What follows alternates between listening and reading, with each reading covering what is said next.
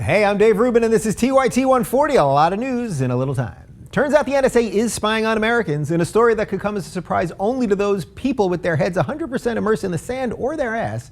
The Intercept, the investigative site co-founded by Glenn Greenwald, is reporting that the NSA covertly monitored the emails of 5 well-known Muslim Americans. The 5 include Faisal Gil, a longtime Republican operative who served in the Department of Homeland Security under President George W. Bush. The NSA isn't saying why anyone was targeted. They're the NSA. They don't talk. They just listen to everything.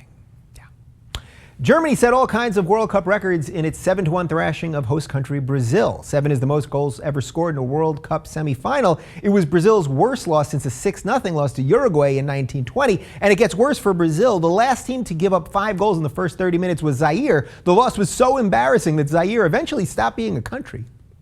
Senate Democrats are fast-tracking legislation that would override the Supreme Court's decision in the Hobby Lobby case. The bill would ban for-profit employers from refusing to cover any of the 20 forms of birth control provided for in the Affordable Care Act. Democrats are using the vote on this bill next week to force Republicans up for re-election to go on the record as to whether they support universal birth control coverage. The goal here isn't to have the bill become, a law, because to do that it would have to pass the House, where a majority of the members believe Obama's pro-condom policies caused Benghazi.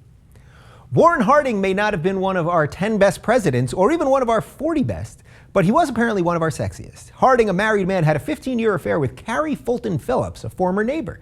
Harding ended the affair when he entered the White House. Harding's 1,000-page prequel to 50 Shades of Grey will be released later this month, which includes, and we swear this is true, a passage where he gives his penis a code name, calling it Jerry. In a display of romanticism of the past, Harding writes in one of the letters, quote, "Wish I could take you to Mount Jerry. It's a wonderful spot." And finally, good news. Smallpox was eradicated in 1980. Bad news. A government scientist cleaning out a lab near D.C. found 6 vials of smallpox just sitting in a cardboard box, apparently from the 1950s. More good news. The vials appear to be unopened and uncontaminated. But more bad news. Only 2 labs in the world were supposed to have samples of the smallpox, and this lab isn't one of them. The CDC is currently testing the vials in Atlanta, so another reason to stay out of Georgia. I'm Dave Rubin. Follow us on Twitter at TYT140, and we'll see you tomorrow.